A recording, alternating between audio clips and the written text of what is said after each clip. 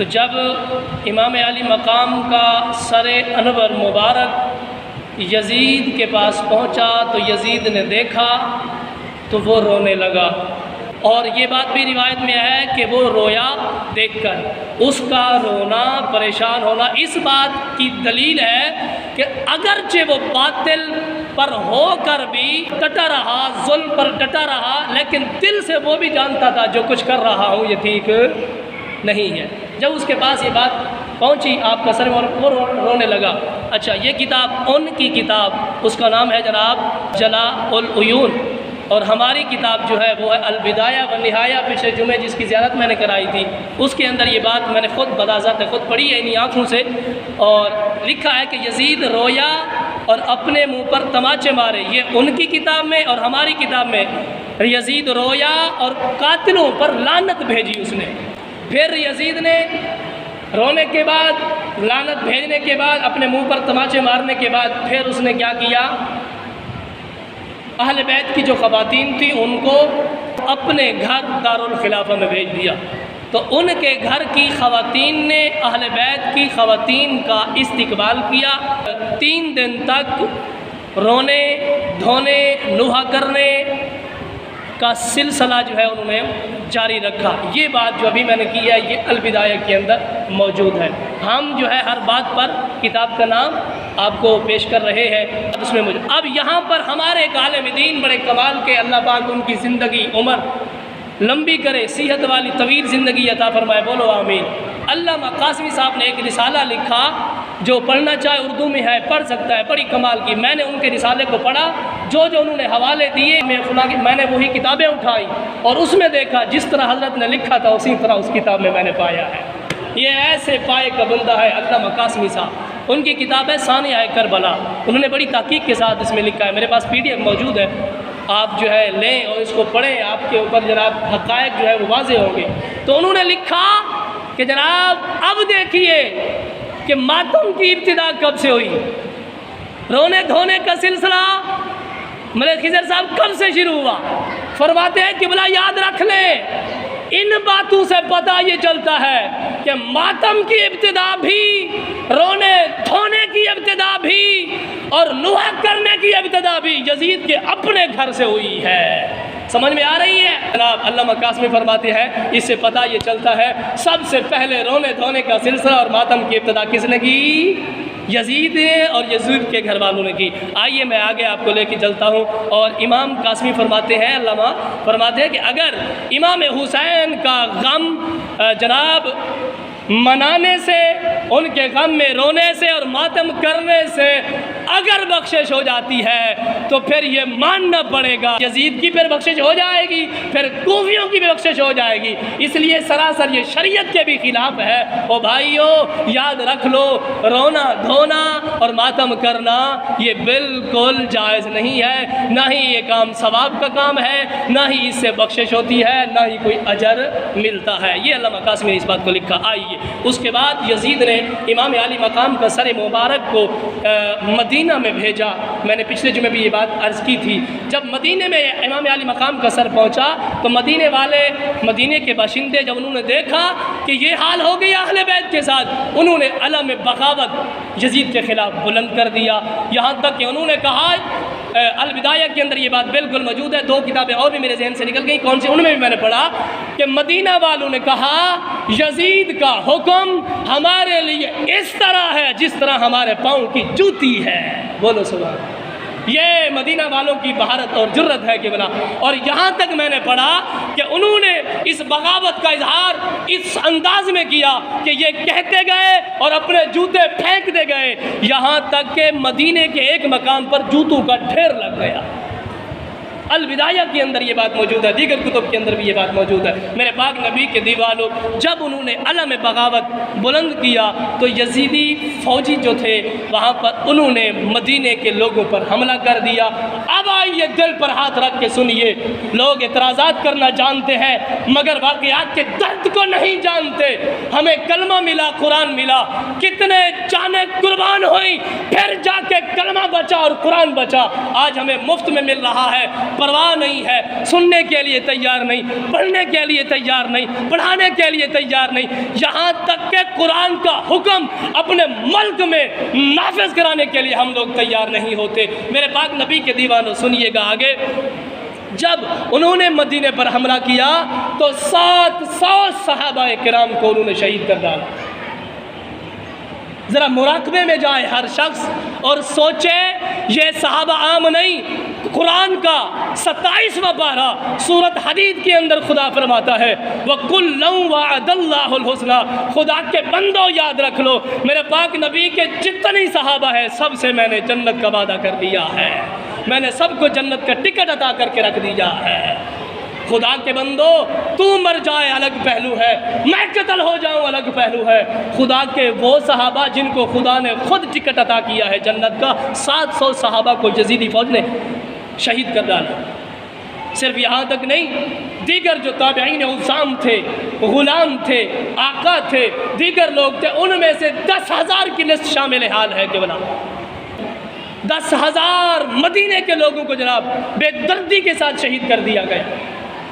اور علماء لکھتے ہیں کہ خدا کے بندو, نظر عمق سے دیکھو, یہ واقعہ مدینے والا کربلا سے بھی زیادہ دردناک ملتا ہے. 700 صحابہ کو شہید کر دیا گیا, اور جناب اسی طرح فرماتے ہیں کہ 10,000 بقیہ لوگوں کو شہید کر دیا گیا. اس کے بعد سنیے آگے, تقریباً کوئی 300 سال تک خاموشی رہی, کسی نے نوحہ ماتم نہ کیا. اس کے بعد 352 یعنی 352 ہجری کے اندر, یہ 61 ہجری کا واقعہ ہے نا, واقعہ کربلا, پھر یہ ایک صدی پوری ہوئی, دوسری صدی پوری ہوئی, تیسری صدی, 300 سال اور 51 سال پورے ہو گئے. 52 سال کے اندر جناب پھر اس ماتم کرنے کو, نوحہ کرنے کو جناب ایک شیعہ حکمران جس کا نام معز الدولہ, اس نے بغداد میں اس عمل کو رائج کروایا باقاعدہ مذہبی عبادت سمجھ کر کہ اس پر ثواب ہوتا ہے, اس کو رائج کرو. اب اس نے کیا کیا, 10 محرم الحرام کو بازار بند کر کے ماتم, نوحہ, سینہ کو بھی, منہ پر تماچے, خواتین کو چہرے پر کالک ملنے کا حکم دیا. ان کی کتاب منتہی الامال, ہماری کتاب البدایہ والنہایہ کے اندر یہ عبارت موجود ہے جو ابھی میں نے سنائی ہے. اس سے پتہ چلا ابتدا ہوئی یزید کے گھر سے, پھر کچھ عرصہ خاموشی ہو گئی, پھر 300-350 سال کے بعد اس حکمران معز الدولہ نے اس کام کو رائج کیا. اس وقت جو اہل سنت کے علماء موجود تھے انہوں نے اس کو روکا, مگر روکنے میں ناکام رہے. کیوں؟ اس لیے کہ حکمرانی ان کی تھی. اس وقت سے لے کر اب تک یہ رونے دھونے والا دھندا چلا آ رہا ہے. سمجھ میں آئی؟ دے گئے یہاں تک کہ مدینے کے ایک مقام پر جوتوں کا ڈھیر لگ گیا. البدایہ کے اندر یہ بات موجود ہے, دیگر کتب کے اندر بھی یہ بات موجود ہے. میرے پاک نبی کے دیوانوں, جب انہوں نے علم بغاوت بلند کیا تو یزیدی فوجی جو تھے وہاں پر انہوں نے مدینے کے لوگوں پر حملہ کر دیا. اب آئیے دل پر ہاتھ رکھ کے سنیے, لوگ اعتراضات کرنا جانتے ہیں مگر واقعات کے درد کو نہیں جانتے. ہمیں کلمہ ملا, قرآن ملا, کتنے جانیں قربان ہوئی, پھر جا کے کلمہ بچا اور قرآن بچا. آج ہمیں مفت میں مل رہا ہے, پرواہ نہیں ہے, سننے کے لیے تیار نہیں, پڑھنے کے لیے تیار نہیں, پڑھانے کے لیے تیار نہیں, یہاں تک کہ قرآن کا حکم اپنے ملک میں نافذ کرانے کے لیے ہم لوگ تیار نہیں ہوتے. میرے پاک نبی کے دیوانوں سنیے گا آگے, جب انہوں نے مدینے پر حملہ کیا تو 700 صحابہ کرام کو انہوں نے شہید کر ڈالا. ذرا مراقبے میں جائے ہر شخص اور سوچے, یہ صحابہ عام نہیں. قرآن کا 27واں پارہ سورۃ حدید کے اندر خدا فرماتا ہے وَكُلًّا وَعَدَ اللَّهُ الْحُسْنَى, خدا کے بندوں یاد رکھ لو, میرے پاک نبی کے جتنی صحابہ ہیں سب سے میں نے جنت کا وعدہ کر دیا ہے, میں نے سب کو جنت کا ٹکٹ عطا کر کے رکھ دیا ہے. خدا کے بندو تو مر جائے الگ پہلو ہے، میں قتل ہو جاؤں الگ پہلو ہے۔ خدا کے وہ صحابہ جن کو خدا نے خود ٹکٹ عطا کیا ہے جنت کا، 700 صحابہ کو یزیدی فوج نے شہید کر ڈالا۔ صرف یہاں تک نہیں، دیگر جو تابعین عظام تھے، غلام تھے، آقا تھے، دیگر لوگ تھے، ان میں سے 10,000 کی لسٹ شامل حال ہے کہ بنا اس سیریل نمبر میں 10,000 مدینے کے لوگوں کو جناب بے دردی کے ساتھ شہید کر دیا گیا۔ اور علماء لکھتے ہیں کہ خدا کے بندو نظر عمق سے دیکھو، یہ واقعہ مدینے والا کربلا سے بھی زیادہ دردناک ملتا ہے۔ 700 صحابہ کو شہید کر دیا گیا، اور جناب اسی طرح فرماتے ہیں کہ 10,000 بقیہ لوگوں کو شہید کر دیا گیا۔ اس کے بعد سنیے آگے، یہ تقریباً کوئی 300 سال تک خاموشی رہی، کسی نے نوحہ ماتم نہ کیا۔ اس کے بعد اب آئیے پھر کب سے ماتم شروع ہوا، یہ رونے دھونے کا سلسلہ شروع ہوا۔ فرماتے ہیں کہ سن 352 یعنی 352 ہجری کے اندر، یہ 61 ہجری کا واقعہ ہے نا، واقعہ کربلا، پھر یہ ایک صدی پوری ہوئی، دوسری صدی پوری ہوئی، تیسری صدی، 300 سال اور 51 سال پورے ہو گئے۔ 52 سال کے اندر جناب پھر اس ماتم کرنے کو، نوحہ کرنے کو جناب ایک شیعہ حکمران جس کا نام معز الدولہ، اس نے بغداد میں اس عمل کو رائج کروایا باقاعدہ مذہبی عبادت سمجھ کر کہ اس پر ثواب ہوتا ہے، اس کو رائج کرو۔ اب اس نے کیا کیا، 10 محرم الحرام کو بازار بند کر کے ماتم، نوحہ، سینہ کو بھی، منہ پر تماچے، خواتین کو چہرے پر کالک ملنے کا حکم دیا۔ ان کی کتاب منتہی الامال، ہماری کتاب البدایہ والنہایہ کے اندر یہ عبارت موجود ہے جو ابھی میں نے سنائی ہے۔ اس سے پتہ چلا ابتدا ہوئی یزید کے گھر سے، پھر کچھ عرصہ توقف ہو گیا، خاموشی ہو گئی، پھر 300 سال کے بعد اس حکمران معز الدولہ نے اس کام کو رائج کیا۔ اس وقت جو اہل سنت کے علماء موجود تھے انہوں نے اس کو روکا، مگر روکنے میں ناکام رہے۔ کیوں؟ اس لیے کہ حکمرانی ان کی تھی۔ اس وقت سے لے کر اب تک یہ رونے دھونے والا دھندا چلا آ رہا ہے۔ سمجھ میں آئی؟ کچھ سمجھ میں آیا تو میرے پاک نبی کے دیوانوں آگے چلیے۔ بعض لوگ سمجھتے ہیں، ایک تو وقت ختم ہو گیا ہے، مسئلہ سمجھانا بھی ضروری ہے۔